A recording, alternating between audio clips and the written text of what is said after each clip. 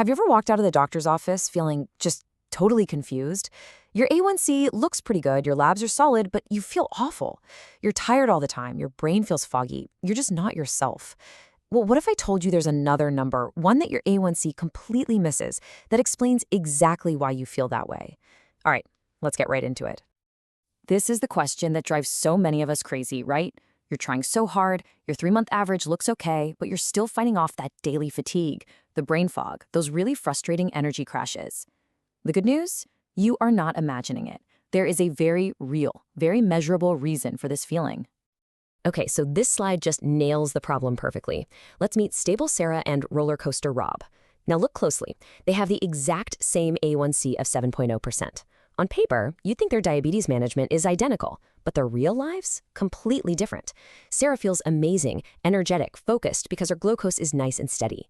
Rob, on the other hand, feels terrible. He's tired and anxious because his glucose is swinging like crazy all day long. This is the whole point. The average just doesn't tell the whole story. Not even close. So, what is the secret variable that explains the huge difference between Sarah and Rob? Well, it's a concept called glycemic variability. This is the missing piece of the puzzle. It is the key that unlocks why you feel the way you do, not just what your lab report says. So what is glycemic variability, or GV, as we call it? It's actually super simple. It's just the measurement of those ups and downs in your glucose. It's not about one single high or one single low number. It's about the size of the swings between those numbers. It's really the metric for stability. I love this analogy because it makes it so clear. Think about it. Low variability is like a calm, stable lake. The water level is just chill, predictable. High variability, that's like turbulent ocean waves, crashing up, then crashing down, constantly churning. Which one would you rather be sailing on? Yeah, me too. Okay, so the actual number we use to measure these waves is called the coefficient of variation, or CV. It's a percentage, and it is so powerful because it adds context. It doesn't just tell you that you had a big swing, it tells you how big that swing was in relation to your average glucose. That's why it's become the gold standard for tracking your glucose stability. So why do we care so much about these swings? I mean, are they really that big of a deal? The answer, unfortunately, is yes. The science is incredibly clear on this. Those turbulent waves are doing real damage, both in the short term and in the long run. Check this out. This data comes from a major study in the journal Diabetes Care, and honestly, it's startling. On the left, for people with stable glucose, a CV under 36%, the risk of a severe hypo was about 8%. Now look at the right. For people with a high CV, that risk shoots up to 22%. That's nearly triple the risk of a dangerous low. And get this, that's completely independent of their A1C. And this data connects directly to how you feel every single day. You know, that constant fatigue, the feeling that you just can't focus at work, feeling anxious or moody for what seems like no reason at all, waking up already exhausted. Those are not just random feelings. They are the direct result of your body being tossed around by that glucose roller coaster. And as you can imagine, the long-term picture is even more serious. We now know that the swings themselves, that constant spiking and crashing, unleash a storm of what's called oxidative stress and inflammation inside our bodies. And that cellular damage is a direct driver of long-term complications like heart disease and damage to our eyes, nerves, and kidneys. Okay, I know that was the heavy part, but here is the really good news. High variability is not a life sentence. You have so much power to calm those waves and find that stability. So let's talk about exactly how you can do it.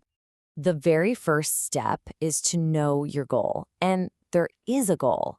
The international consensus, based on tons of data, has set the target for optimal, stable glucose control at a CV of 36% or less. Getting your CV below this number is a game changer for reducing your risks. This is the magic number you're aiming for. So, how do we get there? Here are 4 of the biggest, most impactful things you can do. First, never ever eat carbs alone. Always pair them with protein and fat. It acts like a brake, slowing everything down. Think an apple with peanut butter, not just the apple. Second, a quick 15-minute walk after a meal works wonders. It can literally knock 30 to 50 points off a spike. Third, you've got to prioritize sleep. Just one bad night of sleep can make your variability shoot up by 40% the next day. It's huge. And fourth, be consistent with your meal times. Just eating within the same 1-hour window every day can calm those waves by up to 20%. And of course, making smarter food choices is a big deal. You don't have to get rid of carbs, you just want to choose the slower burning ones. It's all about simple swaps. As you see here, switching from sugary cereal to something like steel-cut oats with nuts can make a massive, massive difference in preventing those sharp, destabilizing spikes. So, when you put all of this together, it really forces us to shift our thinking. Real success in managing diabetes isn't just about hitting an average number anymore. It's about achieving a totally new level of control, a much more complete picture of your health. This is what modern diabetes management really looks like. Think of it as a toolkit. Your A1C is still important. It's your 90-day report card. Time and range is your daily goal, staying between the lines. But CV is the critical third piece. It's the stability check.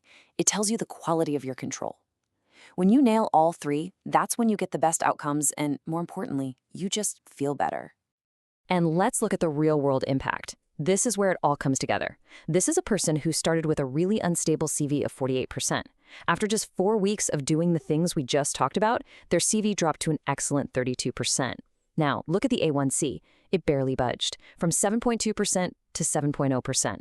But their symptoms, the exhaustion, the brain fog, a 90% improvement. They didn't just tweak a number, they got their life back.